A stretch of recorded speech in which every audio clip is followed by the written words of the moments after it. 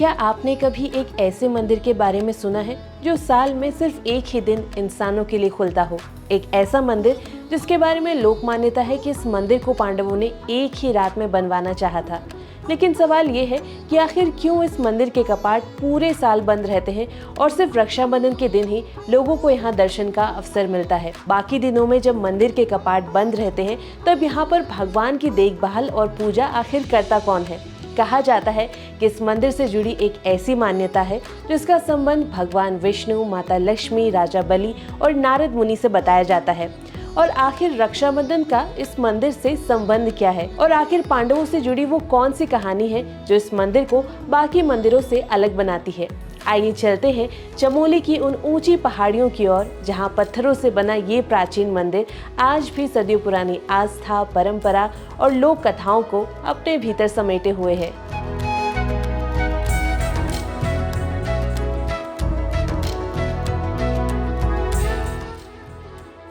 देवभूमि यानी उत्तराखंड, इसे देवों की भूमि यूं ही नहीं कहा जाता। यहाँ पहाड़ों के बीच कदम कदम पर आपको देवी देवताओं से जुड़ी कोई ना कोई कहानी या फिर परंपरा सुनने को मिल ही जाती है। इन्हीं अनोखे धार्मिक स्थलों में से एक है चमोली का बंसी नारायण मंदिर। स्थानीय मान्यता है कि रात के समय भगवान नारायण यहाँ पर बांसुरी बजाते हैं और उर्गम घाटी में चल रही गायों को अपनी ओर बुलाते हैं। इसके चलते इस जगह का नाम बंसी नारायण पड़ा।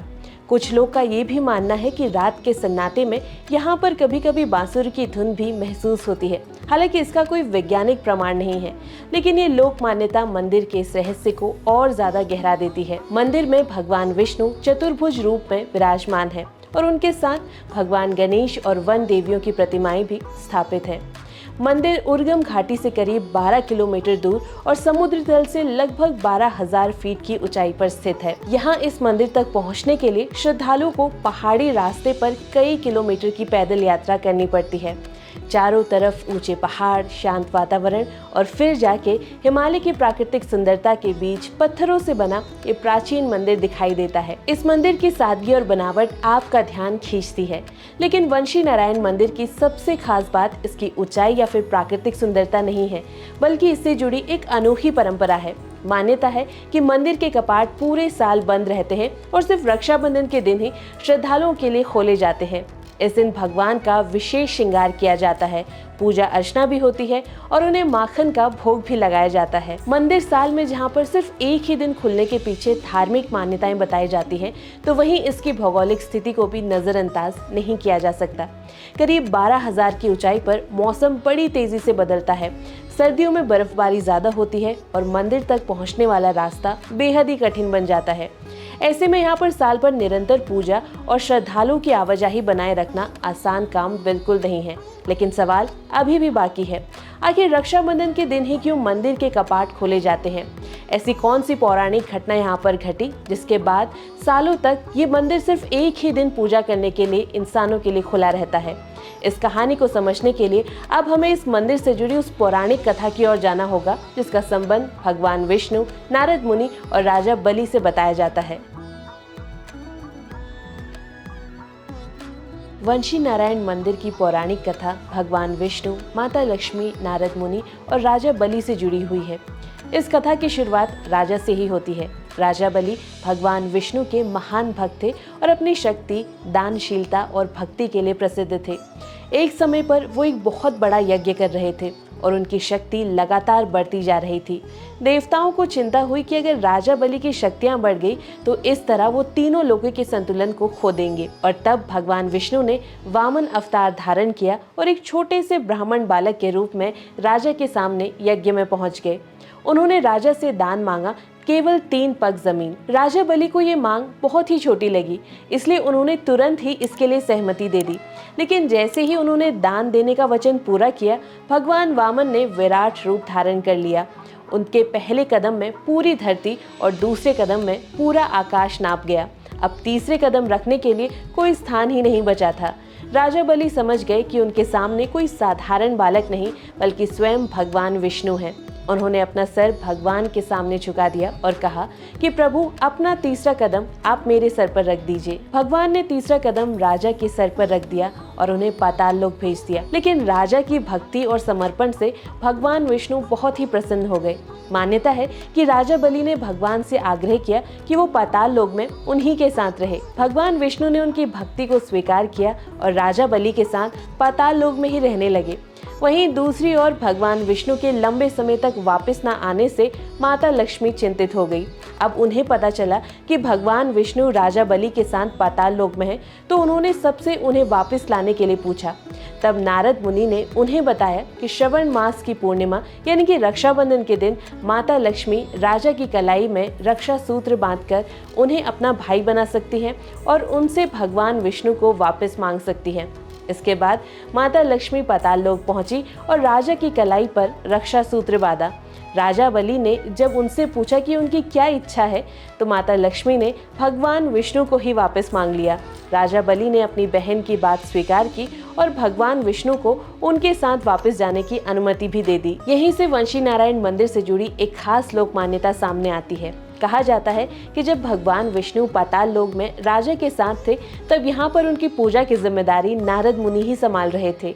लोक विश्वास है कि नारद मुनि साल में 364 दिन भगवान विष्णु की पूजा और आराधना करते थे।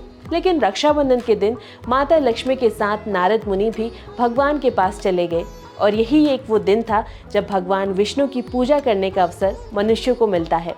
मान्यता है कि नारद मुनि की अनुपस्थिति में कलगोट गांव की पुजारी वंशी नारायण मंदिर की पूजा करते थे और तभी से रक्षाबंधन के दिन मनुष्यों द्वारा भगवान की पूजा किए जाने की परंपरा इस मंदिर पर चल पड़ी। इसी मान्यता के कारण रक्षाबंधन के दिन बंसी नारायण मंदिर के कपाट श्रद्धालुओं के लिए खोल दिए जाते हैं। इस दिन लोग दूर दूर से यहाँ पर पहुँचते हैं, भगवान के दर्शन करते हैं, पूजा अर्चना करते हैं और यहाँ पर राखी भी समर्पित करते हैं। इस तरह मंदिर में सिर्फ एक दिन खुलने की परंपरा को स्थानीय आस्था में इसी पौराणिक कथा से जोड़ा जाता है। अब सवाल आता है कि आखिर इतनी ऊंचाई पर स्थित इस मंदिर का निर्माण आखिर करवाया किसने था। मंदिर के निर्माण को लेकर अलग अलग लोक मान्यताएं हैं। एक लोक मान्यताओं के अनुसार इस मंदिर का संबंध पांडवों से जोड़ा जाता है। कहा जाता है कि जब पांडव हिमालय में अपनी अंतिम यात्रा पर थे, तब उन्होंने इस स्थान पर भगवान विष्णु के लिए इस मंदिर का निर्माण करवाया था। वहीं दूसरी मान्यता इस मंदिर को प्राचीन काल का मानती है। कुछ जगह इसे 6ठी सदी के राजा यशोधवल के समय से भी जोड़ा जाता है। हालांकि मंदिर के वास्तविक निर्माणकर्ता को लेकर स्पष्ट ऐतिहासिक प्रमाण नहीं है, इसलिए इन बातों को लोक मान्यताओं के रूप में ही देखा जाता है। मंदिर की वर्तमान संरचना को देखें तो ये बड़े बड़े पत्थरों से बनी हुई दिखाई देती है। इन्हीं पत्थरों की दीवारें, निर्माण शैली और आसपास के प्राकृतिक परिवेश इसे हिमालय के प्राचीन मंदिर परंपरा से जोड़ते हैं। इसी वास्तुकला में कत्यूरी शैली की कुछ समानताएं भी बताई जाती हैं। उत्तराखंड में कत्यूरी काल के दौरान कई महत्वपूर्ण मंदिरों का निर्माण हुआ और इनकी वास्तुकला में पत्थरों को जोड़कर ही बनाई गई मजबूत संरचनाएं देखने को मिलती हैं। मंदिर से जुड़ी एक और लोक कथा के अनुसार जब पांडव ने यहाँ पर मंदिर बनवाया तो वो इतना विशाल मंदिर बनवाना चाहते थे जहाँ से बद्रीनाथ और केदारनाथ दोनों धामों की एक साथ ही पूजा की जा सके। लेकिन मंदिर का निर्माण एक ही रात में पूरा होना था, जो किसी कारणवश नहीं हो पाया। इसी वजह से ये निर्माण अधूरा रह गया और यही लोक कथाएं वंशी नारायण मंदिर को सिर्फ एक प्राचीन संरचना नहीं बल्कि आस्था और परंपरा से जुड़ा एक खास धार्मिक स्थल बना देती हैं। रक्षाबंधन के दिन वंशी नारायण मंदिर के सिर्फ कपाट ही नहीं खोले जाते, बल्कि इस दिन के लिए विशेष तैयारियां भी की जाती है। मंदिर की साफ सफाई होती है, सजावट होती है और भगवान विष्णु के लिए विशेष श्रृंगार और पूजा की तैयारियां भी होती हैं। स्थानीय परंपराओं में मक्खन का महत्व भी बताया जाता है। कहा जाता है कलगोट गांव के घर घर से भगवान के लिए माखन लाया जाता है। इसके अलावा घी, रोटी, चूरमा जैसे पारंपरिक पकवान भी भगवान को अर्पित किए जाने की परंपरा बताई जाती है। कहते हैं रक्षाबंधन के दिन सुबह से ही श्रद्धालु मंदिर की ओर निकलना शुरू कर देते हैं। कोई पूजा की थाली लेकर, कोई भगवान के लिए राखी लेकर, तो कोई सिर्फ प्रसाद लेकर ही मंदिर की यात्रा पर निकल पड़ता है। पहाड़ों के बीच से गुजरती ये पैदल यात्रा भी इस पूरे धार्मिक आयोजन का एक महत्वपूर्ण हिस्सा बन जाती है। मंदिर पहुंचने के बाद विशेष पूजा अर्चना होती है और भगवान वंशी नारायण को रक्षा सूत्र अर्पित किया जाता है। स्थानीय मान्यताओं के अनुसार कई महिलाएं और युवतियां पहले भगवान को राखी बांधती है और उसके बाद ही अपने भाई की कलाई पर राखी बांधती है। यानी कि रक्षाबंधन की शुरुआत भगवान से रक्षा और आशीर्वाद मांगने के साथ ही शुरू होती है। दिन भर पूजा और दर्शन के बाद जब शाम आती है तो मंदिर के कपाट फिर से बंद कर दिए जाते हैं। कुछ घंटे पहले जहां पर श्रद्धालुओं की आवाजाही थी, पूजा और घंटियों की आवाज चल रही थी और पूरा वातावरण भक्तिमय था, अब वहीं पर कपाट बंद होते हैं और फिर से ये स्थान हिमालय की शांति में लौट जाता है। इसके बाद अगले रक्षाबंधन तक यहाँ श्रद्धालुओं को नियमित दर्शन के अवसर बिल्कुल नहीं मिलते, यानी भगवान के दर्शन के लिए फिर से 1 साल का इंतजार करना पड़ता है। तो वंशी नारायण मंदिर की कहानी सिर्फ इस बात की नहीं है कि इसके कपाट साल में 1 दिन खुलते हैं। ये भगवान विष्णु, माता लक्ष्मी, राजा बलि और नारद मुनि से जुड़ी उन लोक मान्यताओं और परंपराओं का हिस्सा है जो आज भी लोगों की आस्था में जीवित है।